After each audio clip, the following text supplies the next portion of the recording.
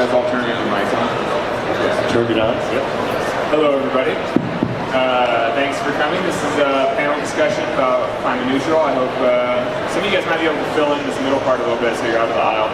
But we'll be having a sort of moderated conversation here for the next 45 minutes or so, and then we'll open it up to questions from the audience, so for anyone who's interested. But seriously, you guys on the fringe should come in and sit or like come hunker down because we're going to be chatting for a while. So, for those that don't know, my name is Alex Honnold. I'm a professional climber. I agreed to come and moderate today, so I'm just asking questions, just chatting, having a nice time. Though my interest in carbon offsets and carbon neutrality in general stems back a ways. I started my own foundation quite a while ago, basically because I was sort of investigating carbon offsets and decided that I may as well support some of the projects directly, and that's something that we'll all dive into today. So, quick introductions down the road. It's Peter Daring, founder and CEO of Peak Design. I'm sure a lot of you guys know they're here, it's great. Also co-founder of Climate Neutral.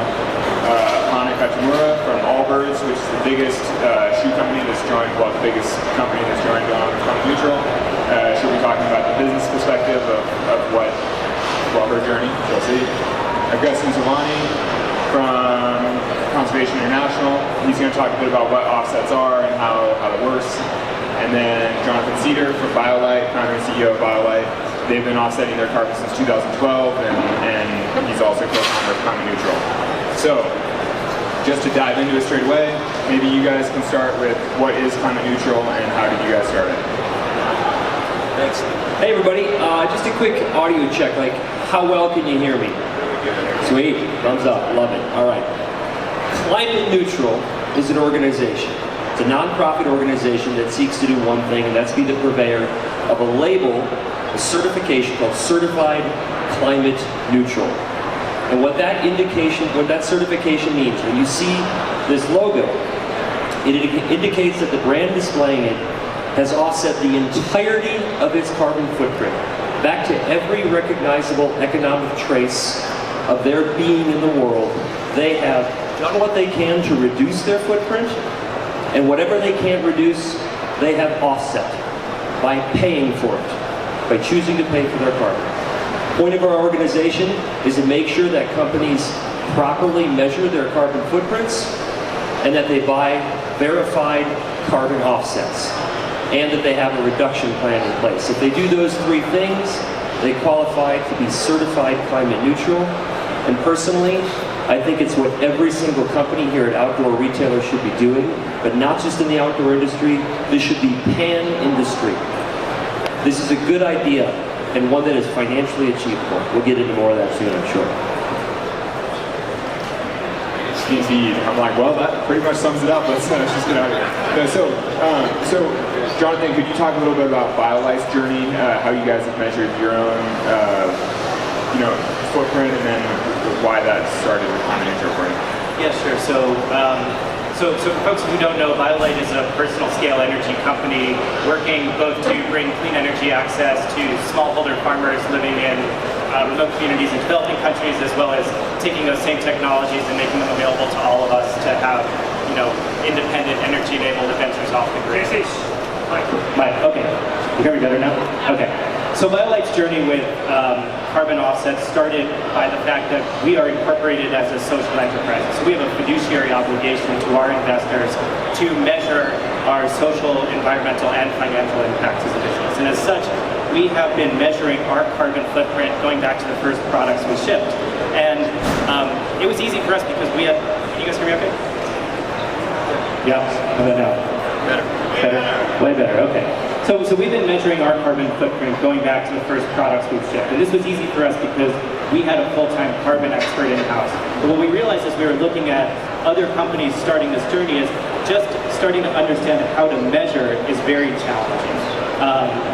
We also found that the offset market is a very broad and complex marketplace, and so understanding how to select offsets and what offsets are and why they are valid investments in a future that prices carbon is important, also something that a lot of companies were struggling with. And then the third piece is, as BioLite for the last 7 years has been out trying to tell the story of what is carbon neutrality, why does it matter, it's a long and nuanced story to tell to a customer, and so we've been trying to develop these simplified ways of talking to consumers such that they get it. And we realized if everyone's telling a different story, we're trying to re-educate around this times 1,000 grams in this fall, and that's a really challenging place. And so when we put climate neutral together, the goal was, how do we make it dead simple to measure your business, so you're not starting from how do we measure, but rather saying we're going to select this tool because it's an accepted industry standard. How do we connect brands to really credible offsets, and then how do we make it dead simple for them to communicate the value of their climate responsibility to their customers. So let's take it back one step and let's just talk about what are offsets. So when a company offsets its carbon, what does that actually mean? Where does the money go? What are the actual physical projects that happen? So Agustin, can you talk us through a little bit of what are offsets? Like what actually happens? Yeah, thanks. Can you guys hear me okay? Yeah. All right, so let's take a measure of the audience here. Who flew here? A lot of people. Who offset? Very few people, right? So I think most people know what an offset is in the sense that it's an emissions reduction that you pay for from that happens somewhere else. But although the term offset is fairly mainstream, what it is probably isn't, and how you actually do it isn't as well. And if you think about the climate, we have 10 years basically, right? That's what science tells us. We have 10 years to fix the problem, or at least make a big dent. And there's two big ways of doing it. One is you have to reduce the emissions, and that's renewable energy, anything related to reducing the emissions that are going up right now. You have to do that, but that's not enough. You have to sequester the emissions as well. You have to suck out the carbon from the air as well if we're going to meet our target. So if you look at those two things, there's basically different projects that do that. And there's renewable energy projects we're very familiar with. There's things like cook stoves in developing countries. There's planting trees. There's avoiding deforestation. So there's a lot of range of different projects. And what's interesting about them is that they're very specific and unique projects. Basically, offsets are the currency that finance sustainable development in the developing world, right? So there's a cost associated with doing things, not the status quo. It's easier to chop down a forest than to conserve it.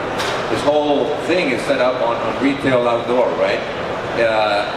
In the US, maybe that's not a huge problem, deforestation. In the rest of the world, it is. And it's 1/3 of the total emissions in the world are from deforestation or from natural kind of reasons. So as CI, we're an international NGO. We focus a lot on these projects in the developing world. And we're talking about people that live less than $2 a day. So very, very marginalized communities that need a leg up. And so when you buy carbon offsets, you're giving them an opportunity to get a cleaner stove, to get a cleaner source of electricity, to farm coffee the right way instead of chopping down the forest. So all these different things that add up at the end of the day to a ton of carbon, but they're really human impact stories. And I think that's what really sort of, we have to get the word out and for people to understand what these things are. Okay, and so now Hana, can you kind of talk us through Allbirds' journey to basically how you guys try to measure your carbon and how you're trying to offset it, and just talk us through the whole journey. And then we'll kind of open it up and all this, we'll just chit chat about offsets and the whole process in general. Yeah, so from the brand side, we've been on this journey kind of independently for the last few years, and serendipitously got in touch with these guys at just the right time. But as a public benefit corporation, we have always been focused on delivering the lowest carbon product possible, to the extent that we even ended up creating a tool internally that would allow us to calculate the footprint of each of our products and create individual reduction plans for each of our product lines. But the reality is that we're growing really quickly as a company, and as we grow, our carbon footprint grows with us as long as we are making things. And when we stacked up all of the possible levers we have to reduce our footprint, whether it's renewable energy or energy efficiency or using recycled materials, the reality is that didn't get us to zero, and especially not in any sort of near-term timeline. And that's kind of the myth of carbon neutrality to me that I had to come to, is that neutral doesn't mean zero emissions, it means net zero emissions in almost every case, whether it's a brand or a government.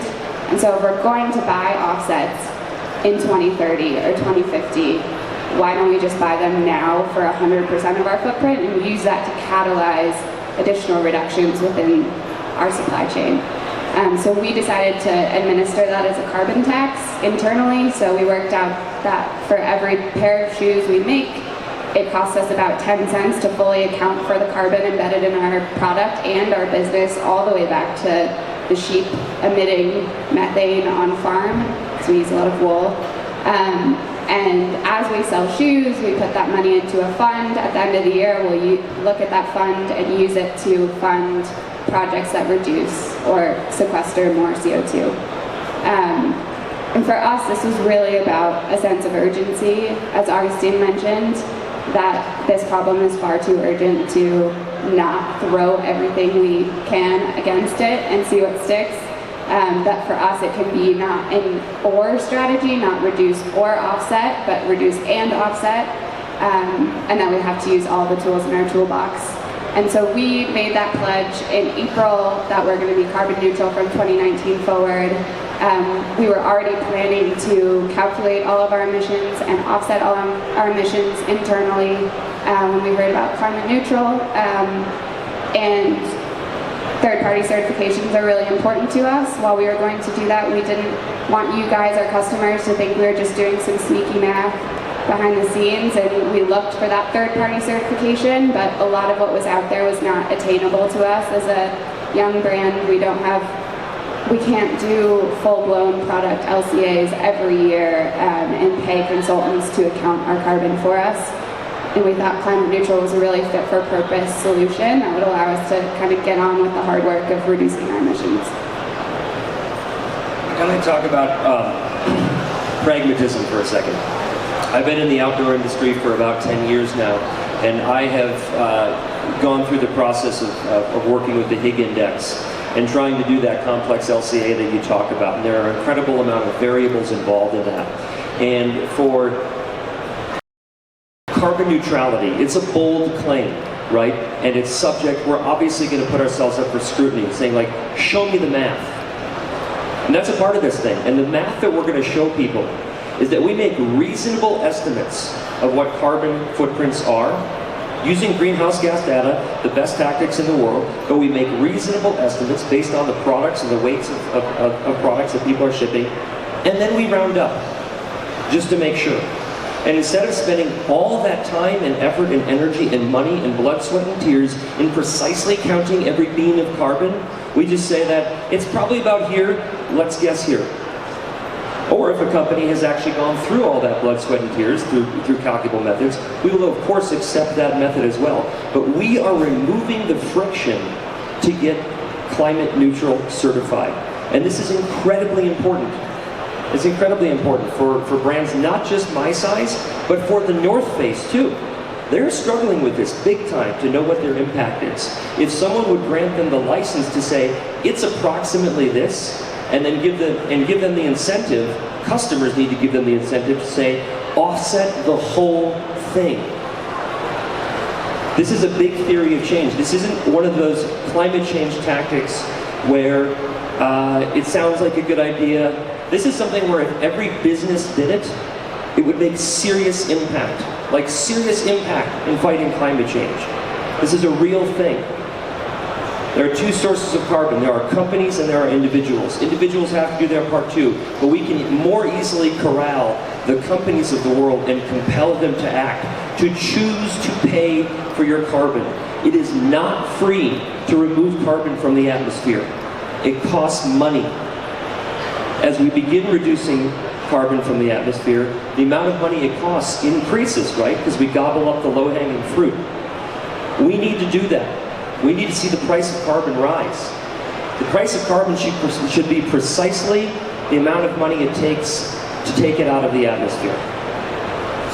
So that's actually something that we can all dive into as a panel here. So that's something that historically I found offsets sort of uncompelling, because basically the price of carbon is too low. The project seemed a little bit too light duty, you know, and that's a big part of why I started my foundation. I was like, oh, I feel like I can just do the work more directly and not, you know, basically how you price carbon is important. You know, whether it's the social cost of carbon or the actual cost of, what you call extracting carbon versus the cost of emitting carbon. I mean, basically you can account for the cost of carbon in different ways. So let's talk about that a little bit, because actually one of the things I learned from these guys at Climate Neutral was exactly what Peter was just saying, that as you start picking some of those low-hanging fruit projects, as you do some of the projects that are extremely cheap, like low price of carbon, you start to sort of gobble them up and the price of carbon starts to rise. And I was like, oh, that actually makes a lot of sense. I mean, that's letting the market sort of dictate the price of carbon. But so, can all you guys talk about that a bit? Yeah, I can talk about it. I think there's two things, right? There's one that there has to be, whatever the price of carbon is, has to finance that activity on the ground that you're doing. So if it's less than the cost of production, if you want to put it that way, then the project you're financing is not sustainable, obviously. But more than that, at some point the price has to ratchet up to be painful enough to the individual, the company, the whoever, to force that behavior change, right? If you feel no pain whatsoever, then you're not going to change anything that you're doing. And that doesn't mean you have to feel pain right away. Because the big part of the behavior change that we see from big companies like a Disney or a Salesforce to very small companies is just starting to do it. Once you get into the habit of offsetting your footprint, it becomes just a thing that you do. And I think that behavior change is ingrained in companies. The internal carbon tax, you're not going to go backwards from it. You know, it's very hard for companies to say we're going to be less sustainable this year than we were last year.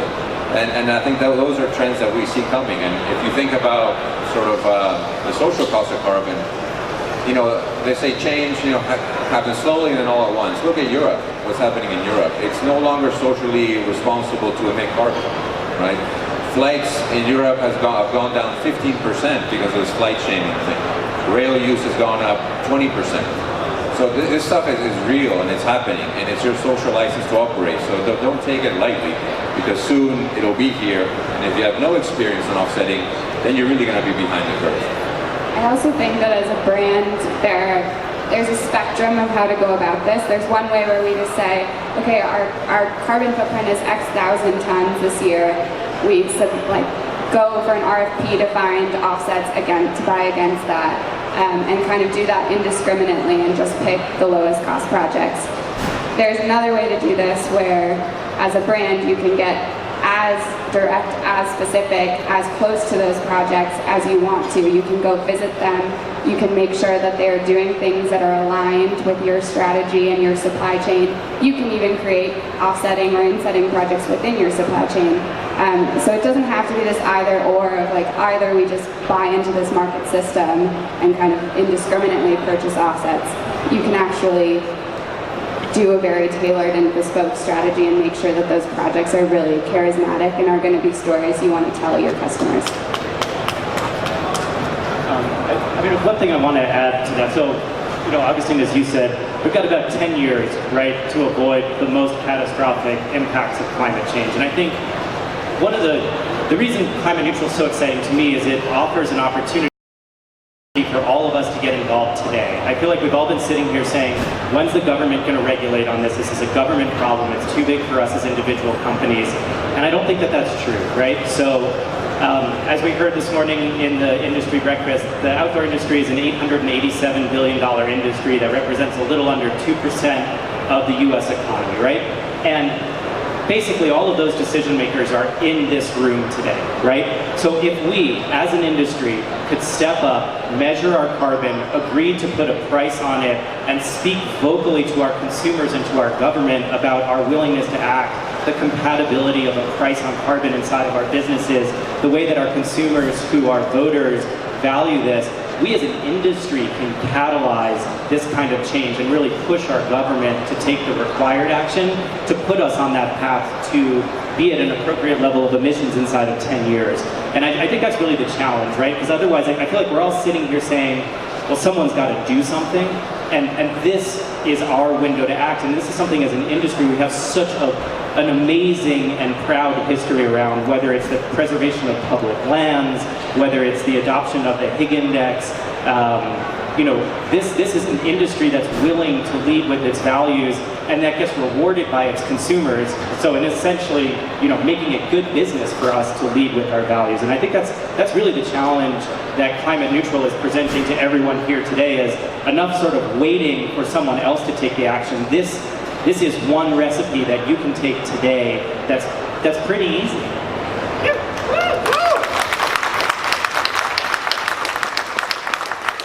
Okay, so basically I want to talk about sort of the tension between offsetting and reducing. I mean, both of you guys have talked about businesses offsetting and, ooh, is that it? Oh yeah, limber up, yeah, get ready. No, but so I think that a common criticism of offsets is that people just buy their way out of sin. You know, instead of reducing, instead of minimizing the harm that they're doing, they just buy offsets. And so talk a little bit about how offsets can help lead to greater reductions, or basically the tension between them, or the synergy between them. Let's just open up to everybody. I'll take a crack. Reductions are critical. I think that, and not only are they critical, they're obviously the route that we should be pursuing. I just want to make sure that we that everybody pursues them as intelligently as they can. I think Allbirds is a great example of a real reduction. Okay, they're producing an EVA foam right now that has a far smaller carbon footprint. And this is something that will be able to be scaled to other industries because they want it to catch on. It's the equivalent of open sourcing. So this is a technology that my company will probably adopt. Another one is solution dyeing. Okay, it takes way less water to be able to create fabrics and less energy as well. These are obvious decisions that any intelligent business should be pursuing, and they must be pursued. But let us not pretend like we are going to reduce our way out of this problem. This is capitalism, people. We are all here at the epicenter of fun-based capitalism. Okay? Our jobs, most of us, are to grow our businesses.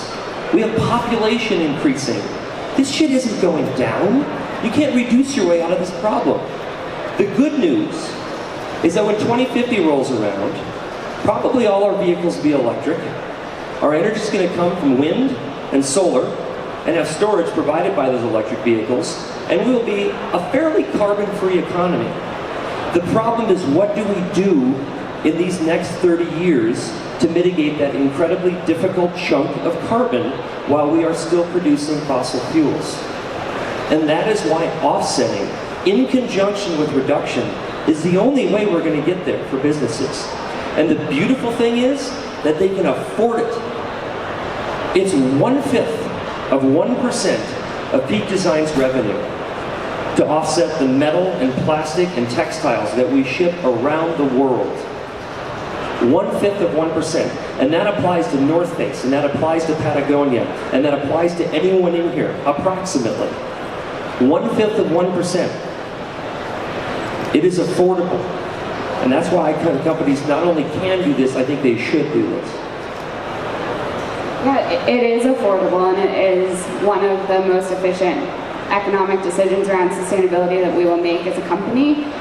But make no mistake, that does not mean that we're just happy to let that money accumulate and pile up year over year. And though it's 10 cents per pair, we're growing like crazy, and that's going to be real money in no time here. And so whether it's our supply chain team, who's then incentivized to ship 100% ocean because they know if they don't, they're going to be accountable for the carbon, the 17 times more carbon that they have from shipping from air. The second thing I would say is that for us at this early stage in our company, it makes a lot of sense because, take for example, renewable energy. We would love to wipe out that portion of our footprint by installing renewables on site. We don't own any of our facilities. We're leasing our headquarters, our distribution centers. We're working with factories where we're a small portion of the product that they make. And by the way, our load is so small these days that we can't sustain that kind of a project, whether it's on-site solar or a virtual purchase agreement of sorts. And so if we can't eliminate that part of our footprint today through direct investment, we're going to need these tools like offsets and renewable energy credits to account for that. But then the last thing I want to say is that I think all of the brands that are founding members of this certification are a new generation of brands. Allbirds is one example. Like, our key differentiator in the market and our promise to our customers is sustainability. And we're not going to use this as an excuse to rest on our laurels, and I think that's on us to prove to all of you guys as we go forward that we're setting actual targets and we're achieving them. But I do think these companies are all ones that where this is an additional strategy. This is one tool in our toolbox. It's not the end-all be-all. Yeah, and I think this, the reduce or offset, it's a false dichotomy really, right? So the atmosphere needs both. You guys are in the business of selling stuff. That's what you do. That's, you know, the retail industry. You have to figure out how to keep doing that, how to sell stuff with less emissions, right? That's your problem. That's not my problem. That's your problem. And as an industry, you have to figure it out, because sooner or later, there's going to be a cap put on you, on your industry. But that's not enough. You can have the whole energy grid be, you know, totally climate neutral. You can have Elon make something amazing, and we're still screwed, right? We still need the other parts. We still need the natural kingdom out there, the forest. What are trees? Trees are carbon. If we don't figure out where we get our food from, you know, where we, I don't know, how we build our cities, everything, it's all related. So you need to offset in the sense that you need to start reducing emissions elsewhere other than just your supply chain. But you also, as a company, need to be credible. And we don't work with companies that don't take any emission reduction measures themselves. So if you're not changing anything that you do, to us, that's not credible. You might be buying time. And if you look at a sector like aviation, how are they going to reduce emissions? It's very difficult right now. You need some big technological change. So for them, offsets are a way of buying time till we figure it out. And it's a time-limited sort of time, right? So we have 5 years or so until aviation gets its act together. And I think offsets have a very real role to play. But if you're not doing anything, to us, it's not credible. I guess I just want to add one thing to that, which is I think a key value of climate neutral is quantification, right? We're all out here telling charismatic stories as brands, and a lot of us are telling charismatic stories about sustainability, but very few of us are measuring and publicly disclosing the quantitative impacts of that work, right? And I think the real risk there is it becomes hard to distinguish between work that is truly effective and work that's just a good story, right? And so one of the primary things we ask for climate neutral companies is that you disclose your carbon footprint, right? And so if your company, even let's say you're not ready to go full offset today, which obviously we think you should be, if you are focused on reductions, we would challenge you to publish the quantitative impacts of those reductions, right? Just offsetting the electricity in your office is not enough. For BioLite, 90% of our footprint is in our raw materials, our materials processing, and our product shipping, right? It's not in our corporate travel, it's not in the electricity of our offices. And we publish a report every year that says, here's where our carbon came from, here are the initiatives we're taking to reduce it, and we've also chosen to offset everything we can. But I would just say that I think this is a crucial step for separating, you know, true impact work from lip service. And so I would really challenge everyone to put this back to a quantitative level, not just qualitative storytelling. A couple questions for the audience on the simple polls. Well, one of the things that Jonathan and I and the rest of the team at Climate Neutral talk about is that there just isn't common understanding about carbon. How many people think they know approximately how much carbon goes into manufacturing and delivering an automobile? Approximately. Who would say? Who would feel confident that they know that? Yeah, it's on our website. I mean, it's on the front. It's well, I think this is the point, though. We have no idea. It's about 10 tons. Okay, it's on that order of magnitude. For one of our backpacks, it's about 200 pounds worth of carbon. And another thing is, does anyone know how much it costs to offset a ton of carbon? How many people think they know an average price to offset a ton of carbon? Oh, well, that's because you work for Bonneville Environmental Foundation. Another one right there, that's great. So 3 of you. Is that okay? Is that okay that only 3? This is an educated group of people who are environmentally conscientious, and we don't know how much carbon goes into products, and we don't know how much it costs to reduce it. That was the case for me before I got into offsetting our whole footprint. I, on a lark in 2017, go, I wonder how much carbon Peak Design is responsible for now that we're shipping 300 containers full of plastic, metal, and fabric around the world. I bet it's an unbelievable amount, and I bet there's no way we could pay for it. We measured it quite liberally at about 20,000 tons, and the average price was $3 a ton. So for $60,000, we made $30 million worth of revenue of shipping stuff around the world be carbon net zero, carbon neutralized. And that is really that's what started this whole thing. It was essentially this realization that, holy shit, this is achievable. How come everybody isn't doing this as the low bar for responsibility? Not that come exalt us on high, we're amazing, look what we did. This should be the low bar for all companies. We need a new mindset. And we need a new understanding about what this costs. But though, to be fair, that's partially because the price of carbon is so low. I mean, in theory, the price of carbon wouldn't stay at $3, right? There's a wonderful reduction are available at what price? We are a hell of a long ways away from a $10 price of carbon. We should be able to do somewhere between 10 and 15 billion tons of reduction for under $10 per ton. That's really meaningful. The terms to explain that, like, that's 1/5 of the entire world's carbon footprint is less than $10 a ton. Let's go get this low-hanging fruit, because last year the whole world bought 50 million carbon offsets. 50 million, when we got 10 billion hanging out there at $10 a ton. We need demand, and we need the customers and the people who work for companies in here to go back to your CEOs and your heads of sustainability and say, gosh, we maybe should be offsetting our whole footprint.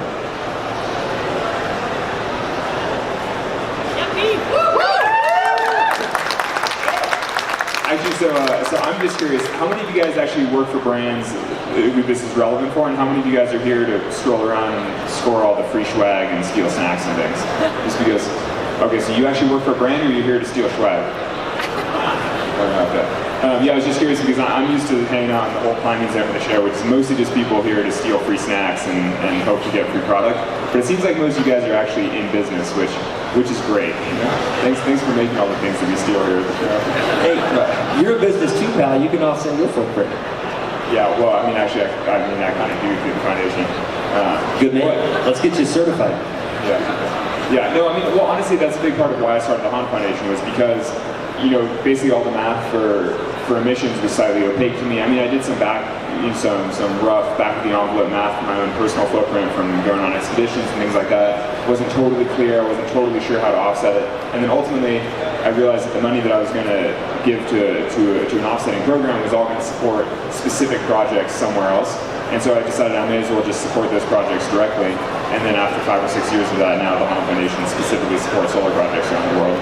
But I mean, that's basically, you know, it's also, you know, we've all sort of gone on the same journey to some extent, trying to figure out how to minimize our own personal footprints, and then finding the best way to do it. And then, you know, but I personally have never been that worried about the math behind it, the quantitative analysis, because basically I do enough to know that I'm positive. You know, I mean, I fly a lot because of climbing and because of travel, but not so much that, you know, basically the amount of solar that we're spreading around the world more than offsets that. And I sleep great at night. You know, that's good enough for me. But I think that for a business, there's definitely a place for quantitative analysis. Yeah, I think as a business, as a young company, as a venture-backed startup, if we don't have numbers to put behind the sustainability work we're doing, it's harder for us to make the case. And yes, we're a public benefit corporation, and that certainly goes a long way to legally allowing us to invest in things that don't just return value to our shareholders. But when we're making decisions at the board level, at the VP level, we need to have just as much rigor and quantitative data behind our sustainability decisions and impact as the finance team does, or the product or supply chain or materials team does. Yeah, and again, I think this world is coming, right? This carbon-constrained world is coming. So you have to position yourself as you're a company to be able to do it. And as has been said many times on this panel, there's no excuse not to do it. Your company probably spends more on coffee than on what the offsets would cost, right? And especially some of these big companies. And that's a fact. I mean, trust me. So these are not huge expenditures that we're talking about. And the technology is there. The app that's being produced, this stuff is doable. So there's really no excuse. You don't need permission. You don't need the government to tell you to do it. So it's up to you and your companies and your customers and kind of get the ball rolling.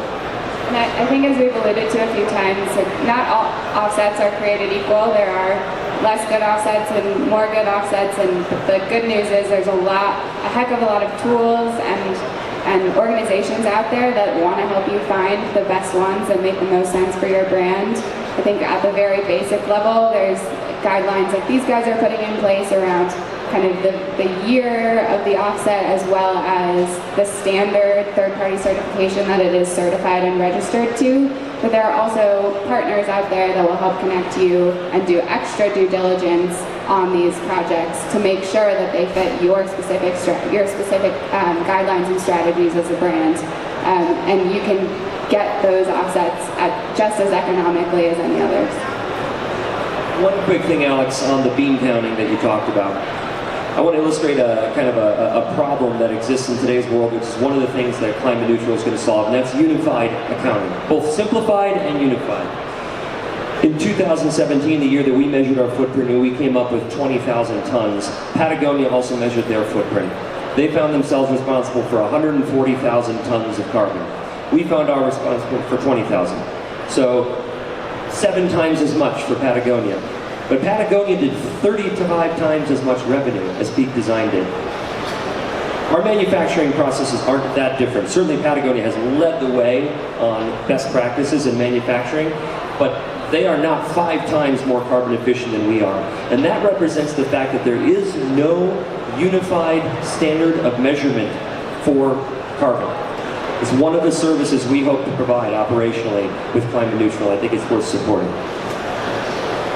Okay, I want to open it up to questions from the audience for a minute. But so, because you guys don't have mics, will you yell and I'll repeat the question and the answer? And it's too annoying to pass the mic. I mean, look how far the crowd goes back. And honestly, any critical questions, any probing questions, we're all up here on the panel. We're all sort of on the same page that we agree that we should offset our impact and minimize. Basically, we all agree that this is a good idea. Does anyone think it's a bad idea? Or does anyone think that it's not the right execution, or you think they have a better way? Let's hear about it, if anyone. Not to put you on the spot, but I'm sure there must be somebody out there that's If you don't ask questions, it's like me. I'm just going to keep talking. That'll be enough. Yeah, hit us. You guys are a new organization. What do you need? Are you hiring? Are you fundraising? Rather than additional grants coming in? What do you guys as an organization need right now? Right on the money, man. We're hiring. I'm sorry, the question was, what do we need as an organization? What actions can you guys take out there? Are we hiring? Are we fundraising? Are we trying to get brands to join our organization? Are we trying to develop more important relationships with groups like Conservation International? Absolutely, all of the above. This is a national organization. You guys are perhaps unaware of this. This is our launch day. This is our industry launch day, okay? This is the day, this is the event. There it is. You're here for it. You help make it happen. Alex, you help make it happen. But they don't put me and Jonathan on the cover of this magazine. They put me, Jonathan, and you on the cover of this magazine. And we're pretty well aware of that. So thank you for lending your services. This is just a handsome face. I would just add to that. I think what I would ask is that every brand in this hall comes and visits us at the Climate Neutral booth. Climate Neutral is an independent nonprofit. It will be governed by its membership. This is not a BioLite or Peak Design initiative. This is just something we believe should exist in the world, and we want to turn over to the public good. And so, I think the biggest thing we need is membership, right? We want to stand up that $887 billion example to the world of why this industry cares, and then we want to take that example and help other industries feel like it's a safe thing to do to show that they care. And so, come visit us, even if you're not ready to sign up. Where's the booth? Oh, the booth? What's it? There. 36119. 36119. 36119. And it's on the map, so you guys will find it. Upper level 36119. But come visit us. There is no cost to becoming climate neutral other than the cost of measuring your footprint and choosing your offsets, right? There's no membership fee. The license for the mark is free. Our advice is free, right? Come ask us questions about things you don't understand in your carbon footprint, and let us help unpack that journey for you, so that if you're not ready to do it today, you can help set that plan inside your organization to be ready to do it in a couple of years. And so I think that's the bare minimum ask here, is that you guys engage with us in this conversation so that we are positioned to stand up this really big, proud example that I feel like we can all be a part of. And also, to be quite specific, what we are doing is we are growing what we call the freshman class. And so we're asking companies to sign a memorandum of understanding, which says between January 1 of 2020 and April 21st, you will go through the efforts to measure your footprint. We will help. Reduce what you can. purchase those offsets for anything you can't reduce, and then label your products. So that's what we're doing. All you got to do today is sign the paper. The legwork is going to come in the new year, but we want to roll into this summer, likely with a Kickstarter campaign, because that's something Jonathan and I know pretty well, as does Allbirds. That it's going to help kind of bring us to a broader base of consumers, and then we intend to have a huge splash at Climate Week in New York City with a lot more partners, some of which we can't exactly announce at this point, but we intend to be highly relevant. For this thing to work, we need to have wide appeal. Yeah, question.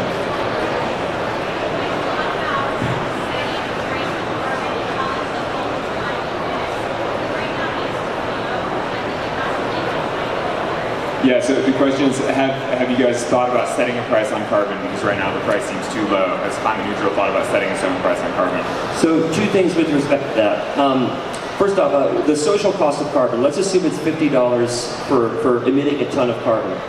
That also means that the social benefit for sequestering a ton of carbon is $50. Do you agree with that equivalency?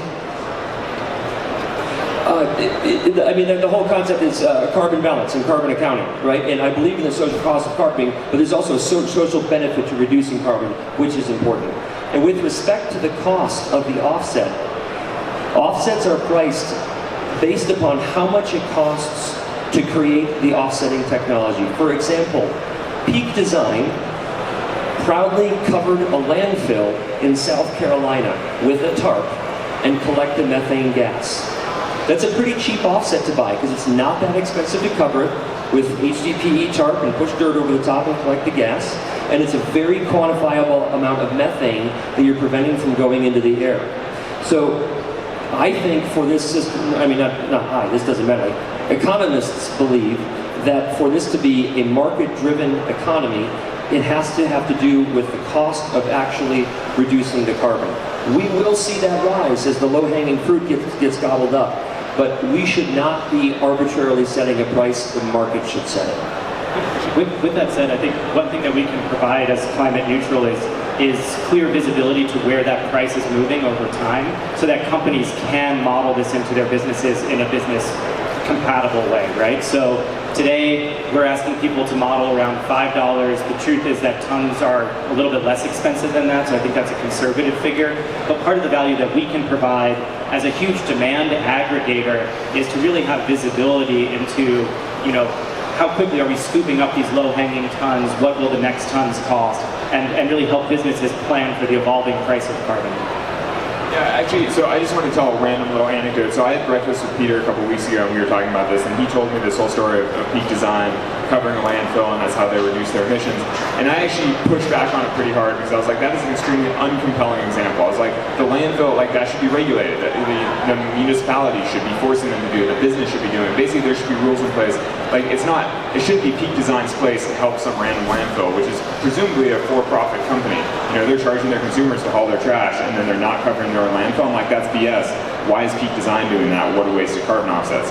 And that's traditionally been one of my views towards carbon offsets. But the thing that, after a long conversation about it, I kind of realized that is the low-hanging fruit of carbon offsets. And the reality is that the municipality isn't forcing them to do it. There isn't any regulatory thing in place. And then rather than sitting around complaining that there's nobody regulating it, you may as well just put the cover on it and move forward.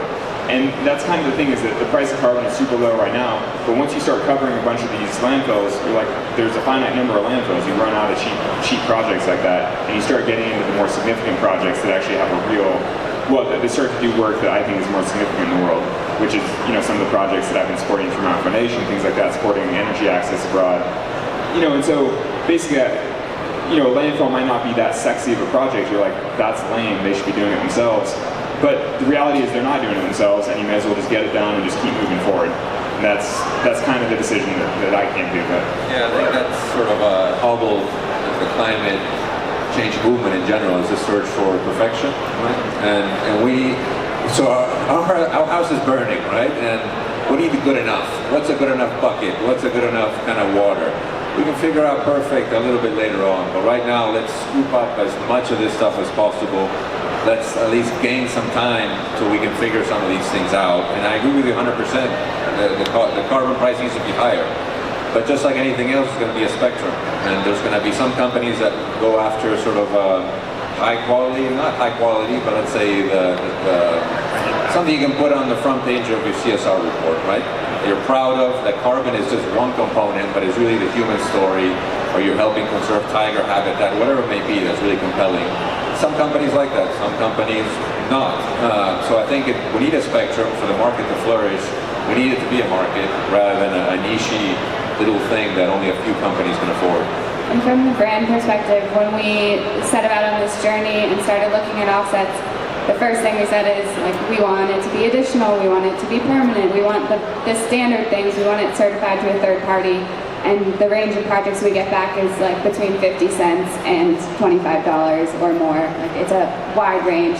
Then we say, okay, we want to apply all of these other very specific brand lenses around geography, where we're sourcing from, and relationship to our supply chain. We still have a range of like $3 to $30. And so it's on us as a brand then, and I think the idea of establishing a carbon price is interesting, to establish our own carbon price and say we're going to pick a number that is high enough that gives us flexibility to invest in these projects that are really specific and charismatic, related to our supply chain around New Zealand wool and things like that, but we also have other parts of our footprint that we want to take care of in the most economic way possible to make this achievable for the business to be 100% of our emissions all the way back to the on-farm impact.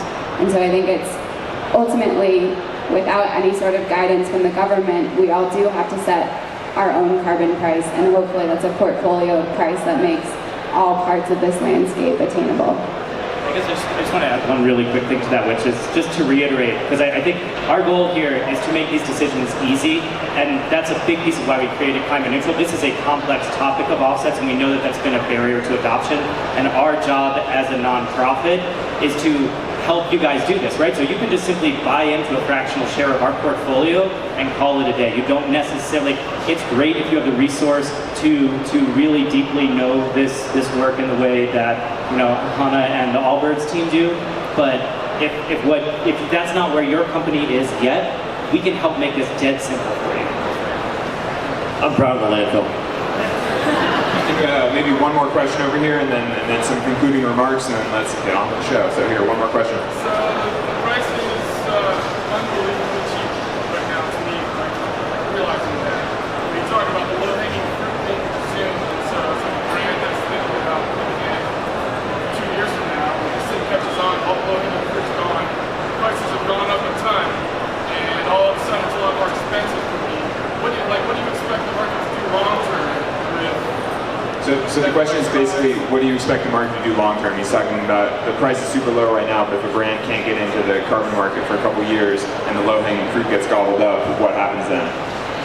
So that was kind of what I alluded to earlier with respect to the marginal cost of abatement curve. At about 10 billion tons of reduction is when it costs $10. $10 per ton is still affordable right now. Most people are paying $3 to $5. 10 is entirely reasonable. That curve was put out quite a few years ago. Technology has advanced considerably. It is very reasonable to expect that the even higher priced offsets will come down in price, right? We've got technological innovation driving down the price of carbon reduction, and hopefully, if we all do this right, we've got demand that's going to be driving up the price of this thing. So it's going to be really interesting to see where they mesh. And I want to leave you with one thing. Let's say for a second that they mesh at $20 a ton. Let's say that like all carbon reduction, all 50 gigatons of planetary carbon reduction could be done at $20 a ton. I'm not saying it can be right now, but I'm saying at a future state, if this thing works. That costs $1 trillion annually. You have to keep doing the offsets. Global world product is $87 trillion. Can we really not afford one of those trillions to go to carbon reduction? If climate is as existential as we all think it is, I think that is affordable. Climate change is seen as this problem that we can't do anything about, but in actuality, we have to pay for it to be fixed as a society. Governments ought to make us do it. They're not. Businesses, step up. Do it.